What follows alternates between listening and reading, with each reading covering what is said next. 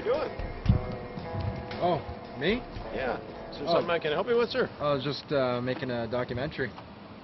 Okay, so you're just filming what? You're filming these guys, or Just...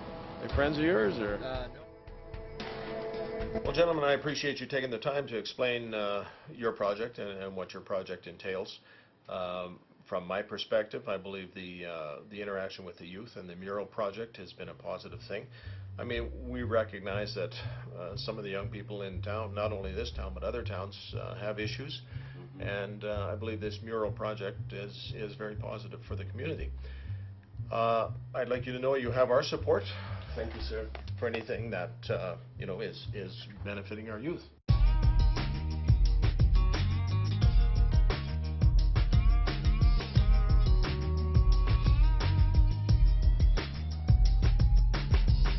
When I first got the call to come to Merritt and to start a mural project there based on the country music capital of Canada, I was so excited. And as I spend time here painting, I kind of disappear into these empty walls, and I see that there's issues and needs in this community, you know, that are based not only on the youth, but as the community as a whole coming together, you know, as a strong community. During the process of muraling, you spend long, long hours, so you tend to stay till midnight. It's quieter and the community kind of quietens down, and with that the nightlife comes out, and I become witness to that, and they share their stories with me.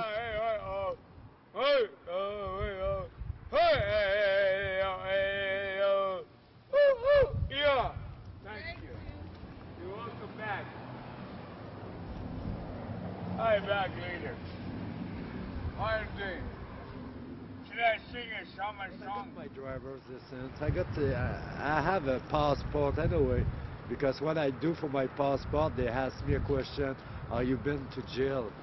I said no. I lie, but you know, 15 days in jail, you know, for marijuana. And when you go to the border, you cannot cross because, oh, you got to 15 days.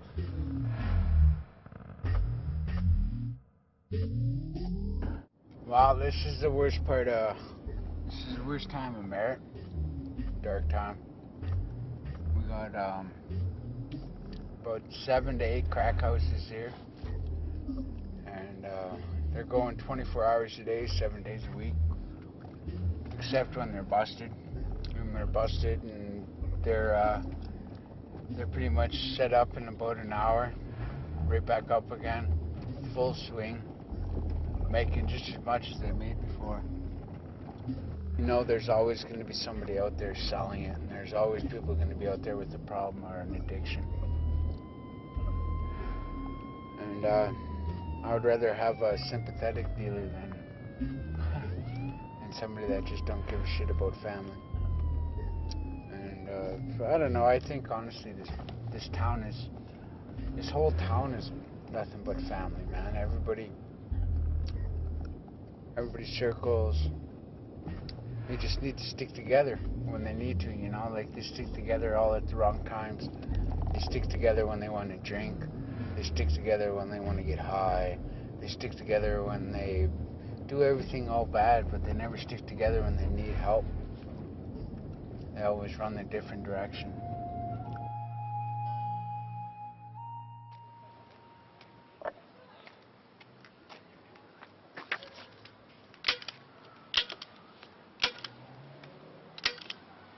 So if people need directions to the crack houses when they come to visit this nice town, they can call the city and get directions to all the crack houses. That's why I started this. The first wall was really successful. The mural was great, the community embraced it, but there was a lack of something to that project. And in my history, I always work with youth in the community, and I knew I needed to bring that to Merritt. So we convinced the community, and we spend so much of our time trying to find funding. That's 50% of our time is looking for money, that when we could finally convince Merritt that the youth were the way, the project took on a life, and then I could start bringing in the people who have the resources, the youth of Canada. My brother, he called me up and he said that there's a job going in town about painting, and that they're interested in my artwork, or my artwork could be of interest to them. So he got me an interview and stuff, and I made it up there like 4 hours early, but before everybody else, so they put me in there early, and I was straightforward with Michelle and Amber. he wanted to be part of this project, and he wanted his art to be part of his life, and he wanted a better way. It's unfortunate that the whole community didn't see that. There are a lot of youth that really need help, and you know, trying to teach the community what at-risk means is really, really difficult. I grew up in a non-Native family, and I think I met my biological parents when I was 16. Moved back to Lytton, where I'm originally from, when I was 18, and it was something I couldn't handle. For one, Lytton was too small, and I didn't get along with my biological family. So I moved to Merritt, and dating the natives here in Merritt that I have dated before Josh, it's an eye-opener. Like, I didn't grow up in that lifestyle where I saw my mom or my dad drink constantly. My parents drank maybe every once in a while. But in Merritt, I see it more. Like, holy, my biological mom, the only time she'll talk to me is when she's drunk, or she's had a couple beer in her. My biological dad is the exact same way. I have an older brother and 4 younger sisters, and I don't get to see them. I see them maybe every once in a while. My youngest sister is 10. I think I've seen her twice since I moved back to BC. I have 2 other sisters that are half. A biological sister, and she's 24, has 2 kids that I still haven't met. Her oldest is 4.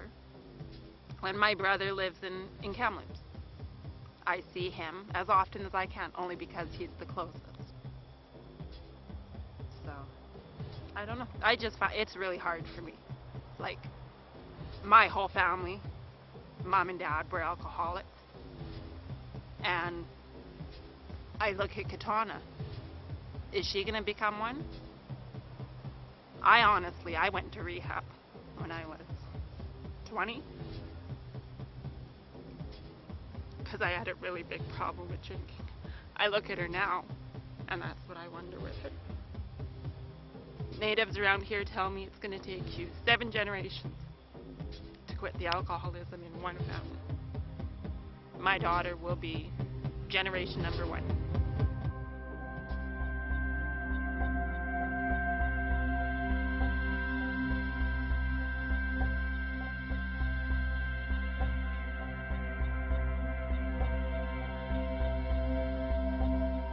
I find it very frustrating and heartbreaking when an individual shows me that they have the determination and the presence to be on the project, and I can't hire them because society says they don't fit.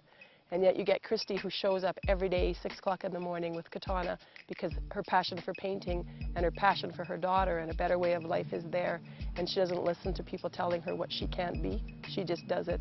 And to me, it's breathtaking to watch.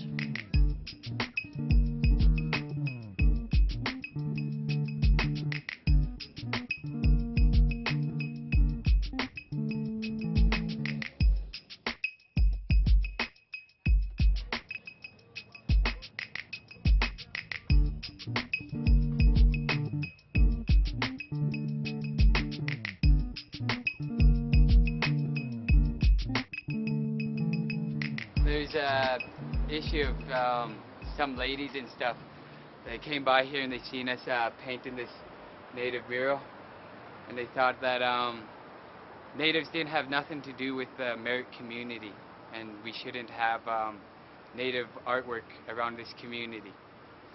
Little did she know that we're surrounded by 5 bands. Like, we are part of this community. We're working with these kids, and the community, you know, is saying that they back us, and they're very appreciative that the funding that's been coming in based on these First Nations kids. And our project believes that these are kids that are going to function. It's not because they're First Nations. And in front of the cameras, and when we're interviewed, and the press, everybody is all about these First Nations kids and how they're, you know, empowering their lives and changing. But there's a two-faced attitude, because when it's just us and the kids aren't really in earshot, the people that are, you know, supposedly helping these kids find jobs and you know, be successful, still say, well, you know, it's not like those kids really work, and you're wasting your time with all those Indian kids. You could paint a lot more murals if you didn't have those kids to look after. What we need to do is the high-risk student, the children, by including them in the muraling project and other things, they need to feel that they are part of this community.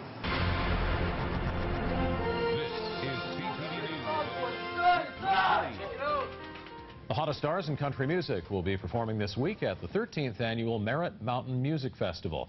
Before visitors hear their voices, however, they'll likely see their faces on larger-than-life murals gracing the town's streets. Kate Corcoran explains.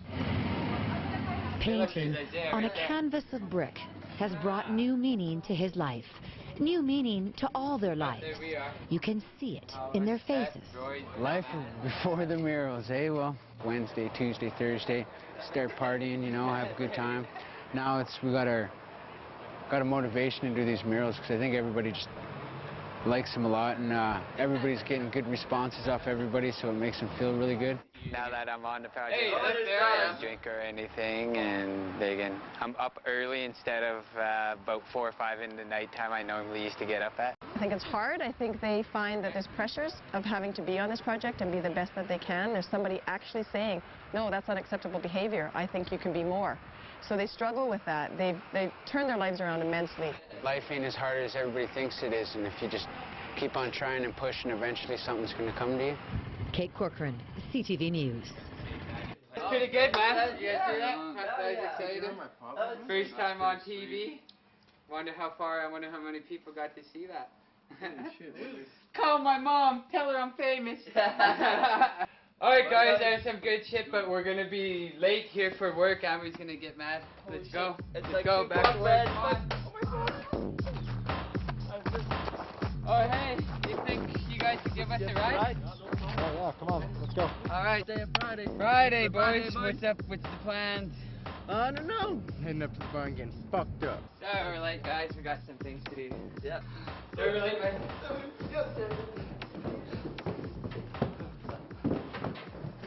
Sorry, Amber, we're late. We're watching ourselves on TV. You're watching yourselves on TV. Yeah, we look good. So awesome. And you know what? We've done this 100 times. You guys can't be late. We've tried running. Oh, actually, we caught a ride. Yeah, we caught a ride, but You don't look we that ran up sorry. the steps. We are sorry. The media attention adds credibility to the project, and it provides the kids with positive affirmation that the changes that they make are good ones. They can see that if they go on the right path, this is what they get, these beautiful successes, and they're changing the community. The colors that they put on those new walls that used to maybe provide barriers are now allowing them to have freedoms. That's Lori out there, and Phoebe. That's Patrick on the roof. Hi. Cody and Barry. Who else is here? Hello. Hello. Isaiah. Hello. These kids, this is like their first job ever. But they are local. They're like street kids, like kids that on the streets that have that they're out of school, they're dropped out.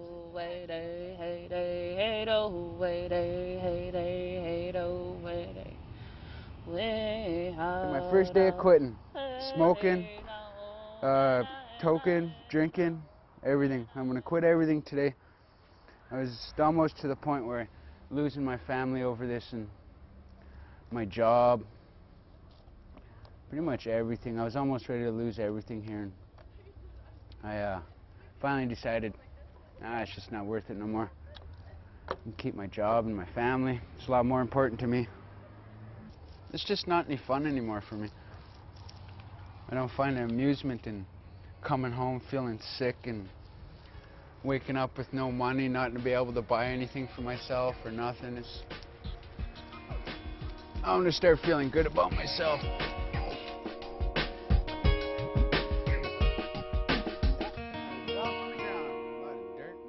This project comes from my heart, and I see the successes, and I feel the successes, but I still feel the shadows on the wall.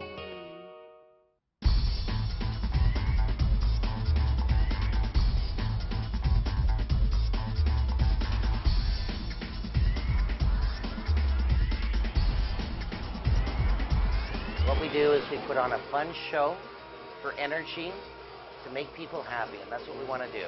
People want entertainment, and this is what we're putting on for people.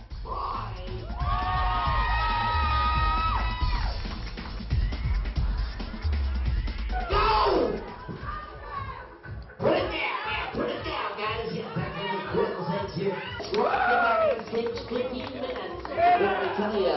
We have been through the rigmarole with the health board, and we've been through the rigmarole with the liquor board. They have come down and they have viewed our shows several times. Who wants to win $200 tonight? Audience, who wants to see them drink Palmolive? One more time. Who wants them to drink Palmolive? On your mark. Get set, go. Yeah, put it down. Keep it down. Keep it down. Hands up. That's first, second, and third. First, second, and third. Okay. Against the wall. Anything we do is legal. It will not kill anybody.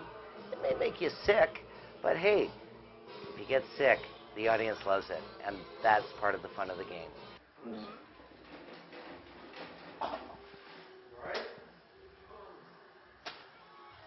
With 1,500 points tonight, walking out with $200 in cash, having to buy me another tequila. Put your hands together for Roy!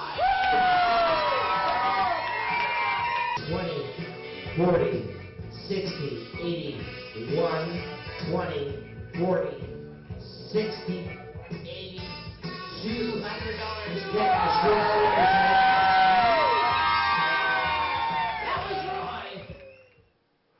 And that is Roy. Roy thinks he's a winner. Look at him, arms up. You know, he's won money and he's a hero in his little clique of the world in Merritt. But he's not a winner. He worked hard, really, really tried to change, and he couldn't. That night, he went home and he beat the crap out of his girlfriend. And he'll tell me he's sorry, and he'll come there with big tears, but he's not sorry because he didn't change. And at this case, I have to lose Roy. I have to say, okay, you're fired, and I have to say, I'm done. I can't do this with you anymore. And I lose him for the sake of the rest of the team. And that breaks your heart. And I took crack over my family. That was the worst. Now it just happened 3-4 months ago, 5 months ago. And it was the worst feeling I've ever had in my life, and I hope nobody ever has to go through it. Because when it comes down to the point where you can hit your woman, to a person that you love with all your heart, and it comes to that point, you feel pretty low about yourself. And you just keep on going lower and lower and lower. And I finally hit the bottom. And although I want to give up on him, I can't. And a really good friend of mine showed me that this project is based on the fact that these kids are at risk. They come from a world we don't understand. They have a history of not being parented properly. They just have things, big barriers. And to just give up on him and get rid of him, that's self-fulfilled prophecy. He was 7 years old, and he was getting up in the morning, getting Dolly and Josh ready for school. He was bathing his younger brother and his younger sister. He was feeding them mush and getting himself off to school. Where was Mom? Either I didn't come home, or I'd just gotten home 10 minutes before he got out of bed, and I just passed out. I did that for years. Until welfare took my kids away. We got adopted from my auntie finally. We finally got taken out of that place. And it was good for us at the time because it was just real bad there. Real bad. I woke up with bruises, busted teeth, broken ribs all the time. And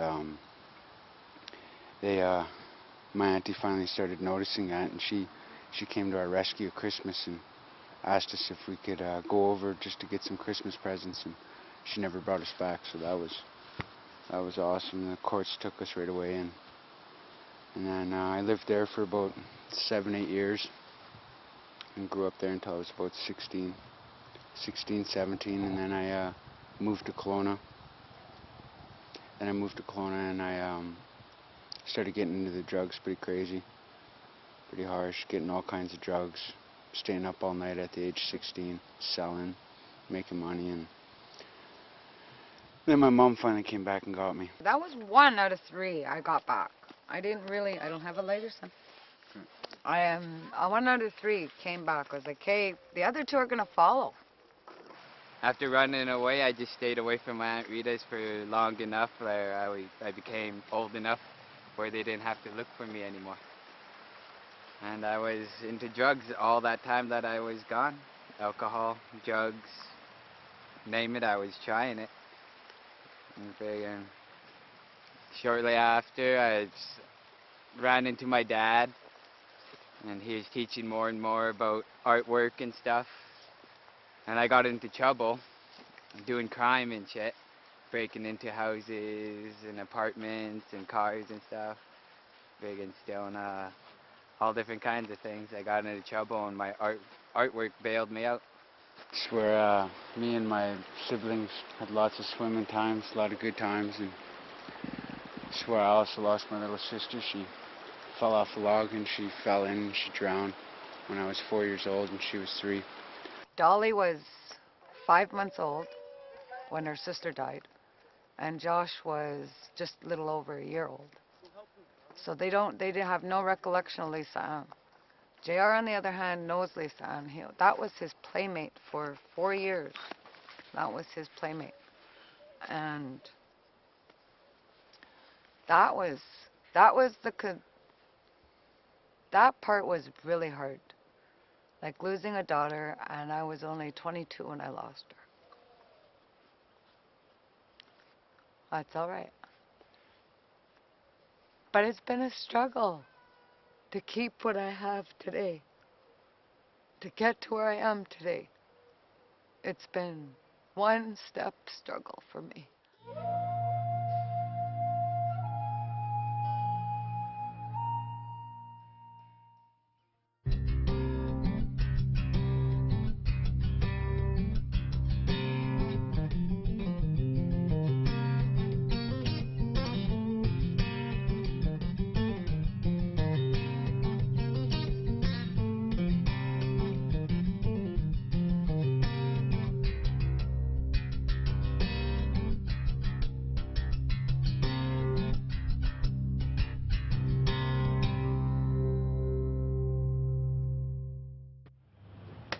I done this native mural one, and every time I would paint along there, Michelle would always friggin' she'd tell me, change it up, do it this way, that's not how it is, you gotta put a border around there. But then I got frustrated a few times and she kept on making me change my mural, which I thought was stupid, was because it was mine. I made it, I done it, you know, I should be able to do what I want with it. Nope, I like my picture the way it was, and I just don't see how it's gonna go. What do you have to But make at the bottom? like she says, like everybody says, she's the boss, so gotta go with the flow. She made me do this border for my mural. I didn't like it at first because I didn't like how the border was coming along. But then after the border was done, paint dried, and you know, we got nice sun on there, it's actually pretty cool. It's a good idea. And after months of painting with her now, I realize but you need them borders, and without them borders, you know, you just got a picture. It's not a mural like. Barry, you do it that way, you're gonna get it cooking. I saw a change in Josh when he had to see that by taking the role of foreman, he had to put in boundaries and borders for the crew. And he struggled with it, and he saw that when he didn't have borders and boundaries, the kids didn't do what he wanted them to do, and he was very frustrated. Then they sit there, right there, you said office! After I told them 100 times to meet me at the big library. Tell them to go bring rollers. Amber told me and Zach and Coulter to come over here because you want to talk to us. We need to communicate better as a group maybe and say this needs to be done, right? No, no slapping, no Patrick slapping happening. No, so we need to talk about that. So we'll definitely talk about that when he comes back, but right now let's go to the wall and let's go get some paint on the wall. Let's go take it out on the wall.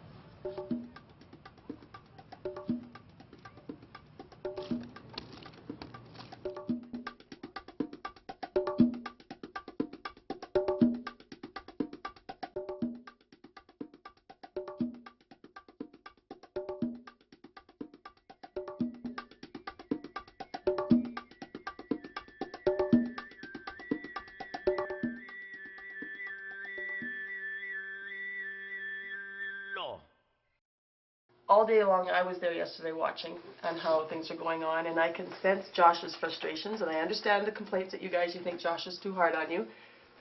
But after watching yesterday, I really feel for Josh, because he's asking you guys to do stuff, and you're not doing it, so it becomes very frustrating. So he took it out on the wrong person yesterday, and that's not cool. And Josh didn't want to do that. It was not what happened in his head. But at one point, he just lost his cool. And unfortunately, Patrick was the brunt of it when it wasn't Patrick's fault. And Josh will admit that. I'd just like to say, yesterday, sorry Patrick for what happened. Now I know my attitude is pretty shitty around you guys. I'm still young, just like you guys, and I'm working my way to be a muralist, a master muralist. And I know how I speak to you guys and stuff, and I'm trying to work on it. And you know, really one thing that really nags on me is the lateness and the cell phones. Those are really killing me. Other than that, you guys are doing great. You guys a lot of times you guys are there painting your hearts out. Yeah. I don't know, it just pisses me off that I guess that I really want to hit Josh yesterday, but I don't know, I just walked off. And Can you honestly say that you guys are being as much of a team as you think you should be? Or are you just blaming Josh? Try to be in Josh's shoes for a day, trying to follow where everybody is all the time. The reason why you're all on this program is because this program is supposed to teach you to be able to handle a job. So right now what we're doing is teaching you. We're not actually getting angry at you. I was not this accommodating last year, was I, Barry? Barry can tell you, Barry got his ass fired. And Barry deserved it. And Barry's back here because he promised me he's going to try harder. We're going to work on the lates. But Barry is a completely different person this year. We argued, and Josh stood up and said, I don't want Barry hired again. Barry was the biggest pain in the ass there was last year, and he's back here. And he's working hard, and he's trying. And even Josh does that too. And Barry, last year, like when you quit, we quit with you and I hugging and tears in our eyes, didn't we? And he's back. So obviously this isn't such a bad place to be if he's back. And we love having him back.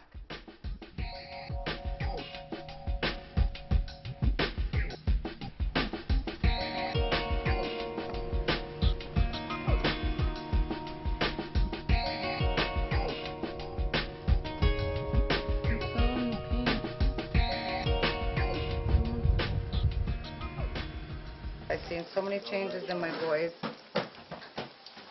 and they know how to do things in town now. They know how to act appropriately in stores and when they go shopping, and they know now when they go out at night to have fun to the bars or whatever with their friends, they know they have to act appropriately because all the business that they associate with the Walk of Stars, they have to have their composure right, and they have to show these people, okay, we were bad kids. They were in and out of trouble with the law. This is their second chance to prove to them that they're not going to be breaking into their stores anymore, or their houses, or stealing their cars for that matter.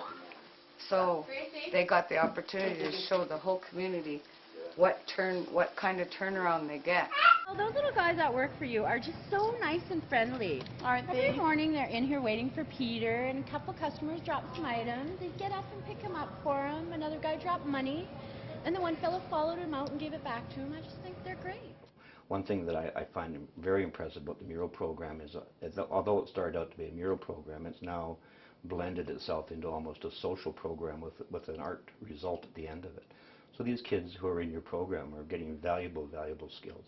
I don't know how many of them have the expertise to go on and become a master muralist, but even if they learn the basic life skills of being on work on time, being presentable, working out in the public, knowing how to behave, so I think they're getting skills that they wouldn't get anywhere else. I was proud of them. I was never so proud. They got their certificates through the Walk of Stars, certificates that they would have never ever gotten without the Walk of Stars. They got their witness, they got their first aid, they got their super host, they got their serving it right, they got all their certificates they need to take that next step in getting a better job somewhere. I think that the walls level everybody. I think the wall is like a monster. It's huge and it's open and it asks for change. I believe that young people come without fear. The kids don't care. They just want a place. They want to have a place that they can go and be loved. They want a forced family.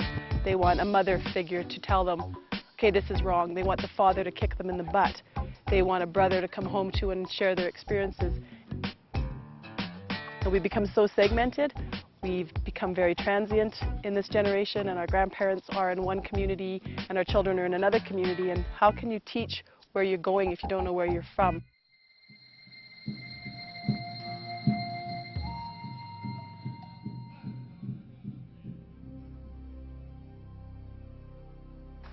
This is my second year going on it, and I am now a site manager.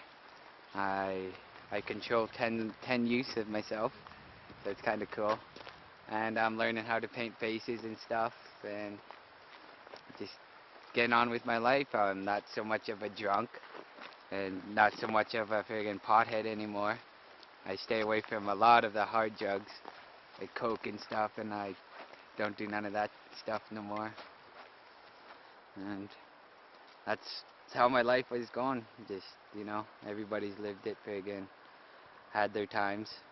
Some people maybe haven't, but that's how I was. And now this mural project, it's saving me.